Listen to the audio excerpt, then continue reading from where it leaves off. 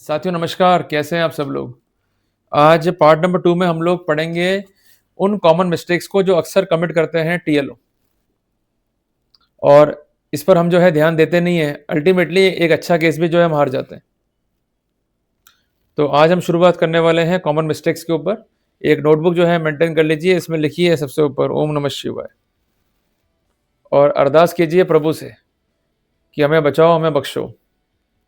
Clear है, आप गलत नहीं हो, पर जो केस आप पर है उससे निपटने के लिए जो पॉजिटिव एनर्जी है उसको भी आपको जो है गैदर करना है, और उसके बाद जो स्थितियां हैं उसको समझना है ताकि हम विद पॉजिटिव एनर्जी काम कर सकें। Do not bring negative aura to your case, otherwise आप ही को जो है नुकसान खाना पड़ेगा। तो सबसे पहली मिस्टेक जो हम डिस्कस करेंगे वो क्या है।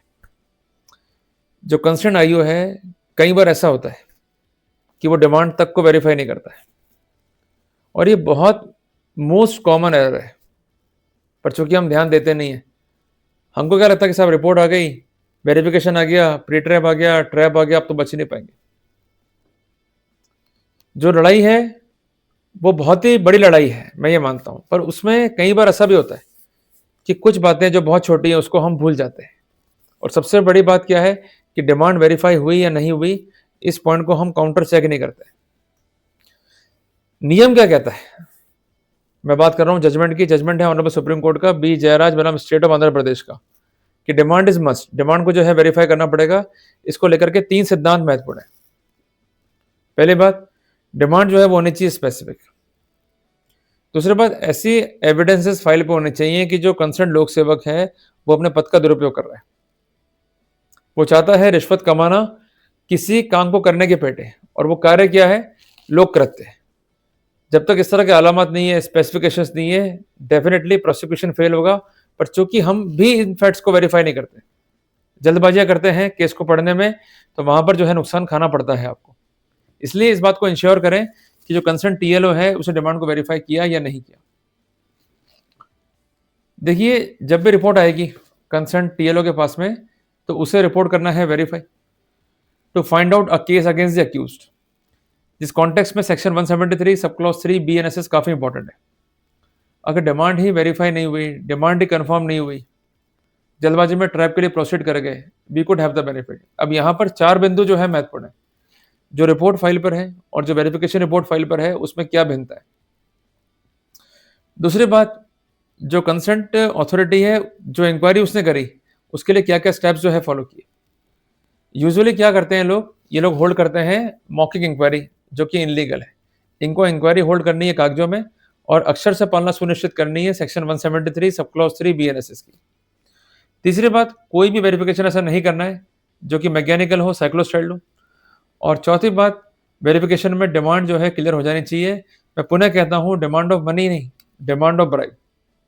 कुल मिला के अक्यूज जो है लोक सेवक है, उसके पास काम पेंडिंग है, उसके पार्ट पे ओवरहेड है, वो रिश्वत चाहता है काम करने के पेटे, और लगातार वो संपर्क किए हुए है परिवादी से, और वो ये धमका भी रहा है कि अगर पैसे नहीं दिए काम रोक दूंगा या ये काम नहीं करूंगा। अगर इस तरह की अलामत नहीं है, सिर्फ जनरल एलिगेशन है या सिर्फ डिमांड ऑफ मनी है, तो ये पर्याप्त नहीं है एक सही वेरिफिकेशन के लिए।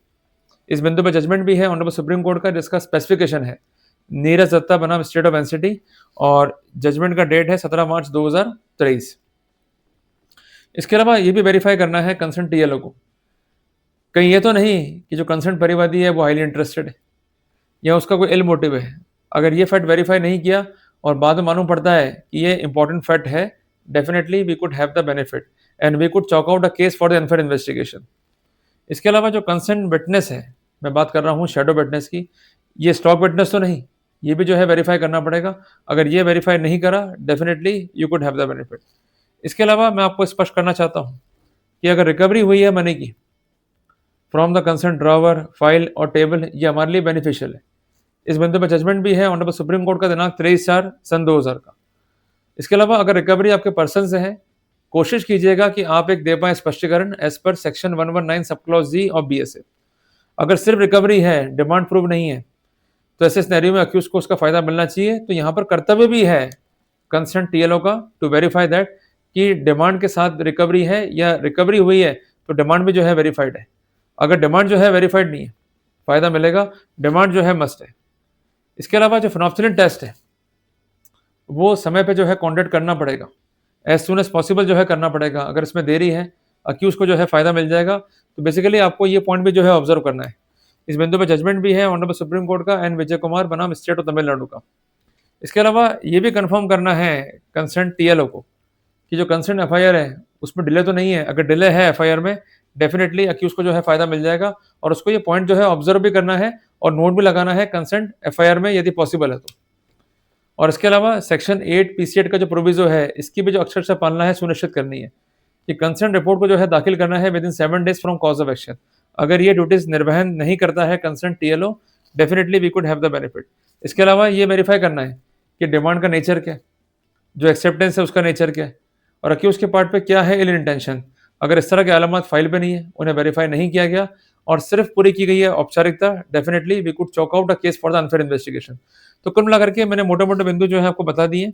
तो हमेशा ध्यान रखिएगा कि जो कंसर्न्ड टीएलओ है, उसने अपनी ड्यूटीज़ को प्रॉपर रूप से परफॉर्म किया है या नहीं किया है। अगर नहीं किया है, we could make the objections as per section 119 sub clause G of BSA. देखिए केस आपका है, आप ही को केस को जो है ऑब्जर्व करना पड़ेगा और जो अपनी आपत्तियां हैं उन्हें दाखिल करना पड़ेगा। यदि आपका अप्रोच जो है सामान्य है, आप लड़ नहीं पा रहे हैं या अपनी बात नहीं रख पा रहे हैं, आप सक्सीड नहीं हो पाएंगे। एक बात ध्यान रखिएगा, अगर खासकर मामला धारा 7 पीसीएट का है तो हमारे खिलाफ जो है प्रिजम्पशन है, इसलिए हमें सस्पेक्ट करना पड़ेगा प्रोसिक्यूशन को और हमें वो स्थितियां रिकॉर्ड पर रखनी होंगी जिसका इफेक्ट क्या होगा, प्रोबेलाइजिंग। अगर ऐसा हम नहीं कर पाएंगे, जल्दबाजी करेंगे तो हम सक्सीड भी नहीं हो पाएंगे। जल्दी मिलेंगे एक नए अध्याय में।